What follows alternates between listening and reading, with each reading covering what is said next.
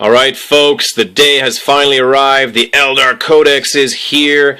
Long awaited moment. I hope you're as excited as I am for this codex. It's been a long time coming. And I'm sure that just like me, you've been dissecting it and reading through it and trying to really digest what's in it and see exactly what it is we've been given here as Eldar players. And if you're not an Eldar player, you're just an opponent trying to find out what kind of new toys you're going to have to face, what kind of toys you're going to have to deal with. It's also very interesting to find out what's inside this book. And what I want to do today is give you just my first gut instincts, my first impressions of the Codex. This is not the be-all and end-all. This is just my first thoughts on what I've seen in the Codex. Don't hold me to this. My opinion might change as I start playtesting, but I thought I'd go over it. And, it's a really fascinating thing that Phil Kelly has done here, because he's made the old feel new again while adding some very interesting new things.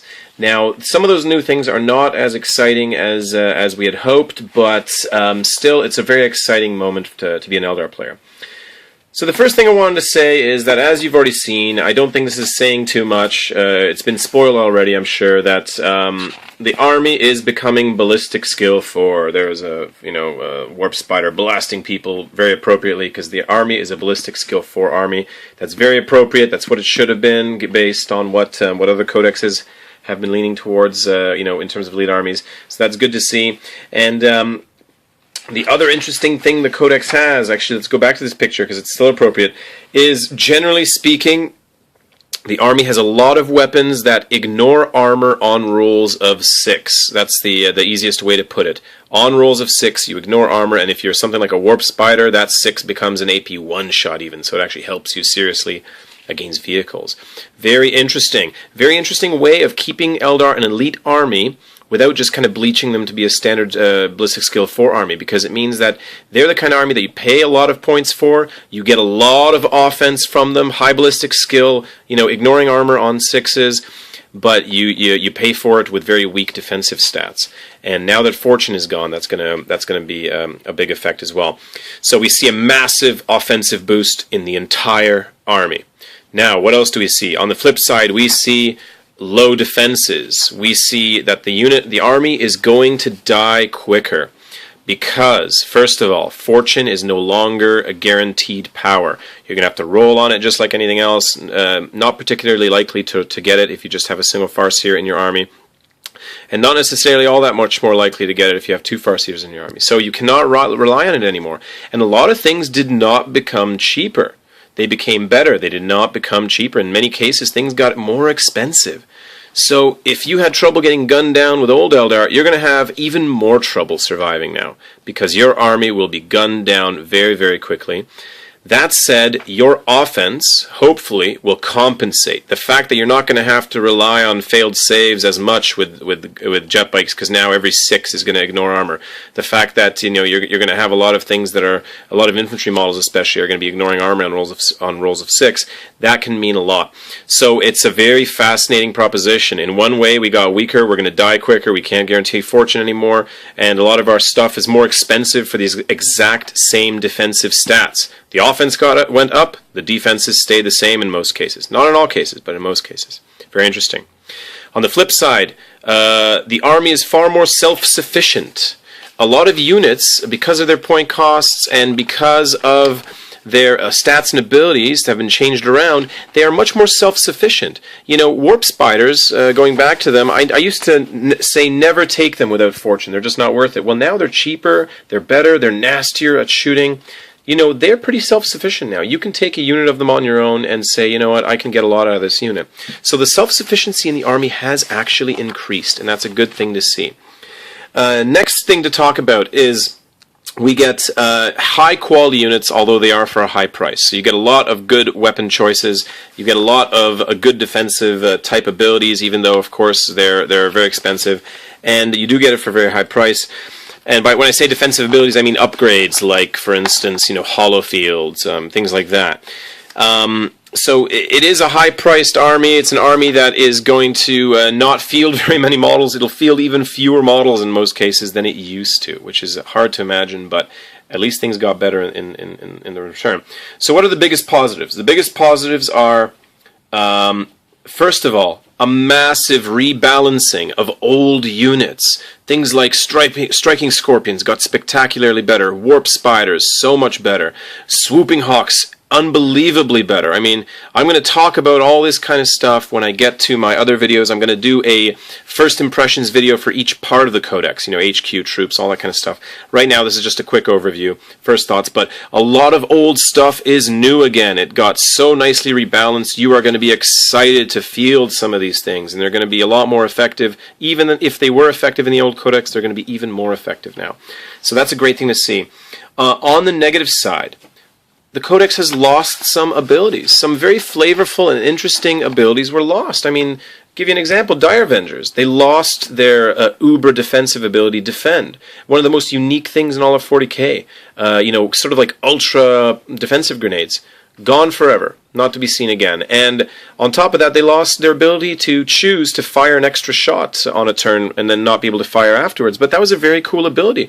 It meant if I was shooting at orcs, I would use that. I want to gun them down because it's not worth it. I'm not going to have a second round to shoot them. Whereas against other armies, now with the new rending rules, you could have said, well, some round pseudo rending, some rounds I'm not going to fire the third shot because I want to save my guys to be able to shoot on the when they get assaulted. But no more interesting decisions like that. The Fire Prism lost its ability to twin link its beams. I mean, what is that all about? Phil Kelly, man, what are you doing? Why is my Fire Prism not allowed to twin link its beams anymore? That's like the single most, most appropriate ability it's had since, the day it came into any codex. And it's weird you can't do it anymore. You don't necessarily need to, because the Big Blast now automatically is strong enough AP to kill Marines. But that said, it was just a cool ability that was lost.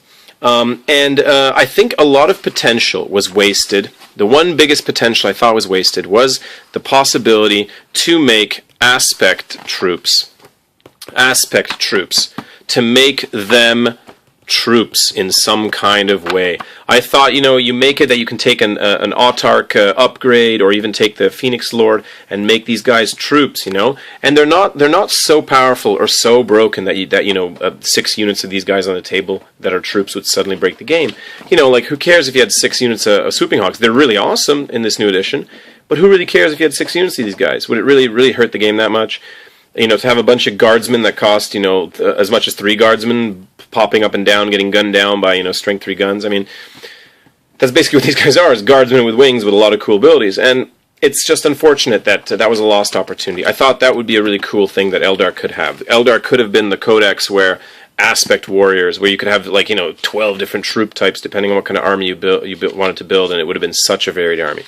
That said, it's still a very varied army. It's a great army. There's some great stuff. And my first impression of it is quite positive. I gotta admit, my first gut reaction when I saw the point cost of Fire Dragons, I thought, what the hell is happening here? How could this happen? But having read through their abilities, having seen the actual stats, seen the better armor save, I gotta say, I'm pretty happy. These guys are still very, very strong, and they gained a lot of benefits.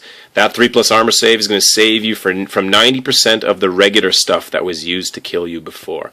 So this is something I'm going to talk about when I talk about elites later on. But first impression, quite positive. A reasonable thumbs up. Not a thumb jumping up like crazy, but a thumbs up for now. There's a lot of really good changes in the Codex. There are some pretty poor changes, which is something I'm going to talk about. Howling Banshees are still very hard to justify putting on the table based on their point cost, based on how easily they're going to die. The new flyers are not terribly impressive. I mean, this guy is extremely impressive on the offense. Don't get me wrong. I mean, there's nothing better for killing flyers in any codex anywhere. The problem is with his really terrible armor and high point cost, he's going to be very hard to keep around. And we'll talk about that when I get to the fast attack. But, little units of, fire warriors are the best way to kill something like this. You don't even need Skyfire to kill something like that. So there's some really, there are some really great things, some things that are not as great, but overall, it's a very decent codex. I'm quite happy with it. I can't wait to start deciphering what is going to happen with it. The biggest change, I should say, which is a bit dismaying, but also kind of exciting in a sick way, is that psychic powers are no longer guaranteed. You have to roll for them. And that is going to be a fundamental shift in the way you build your Eldar armies. You cannot rely on Fortune and Doom anymore, the two most important powers that made a lot of units playable that weren't playable before.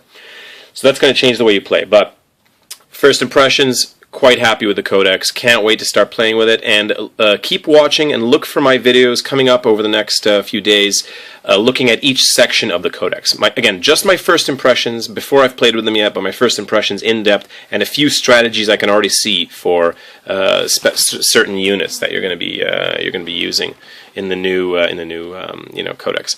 So thanks for watching, guys, I hope you are as excited as I am about the new Eldar Codex. It's been a long time coming, and it's time to go kill some of these Monkai. All right, see you guys later.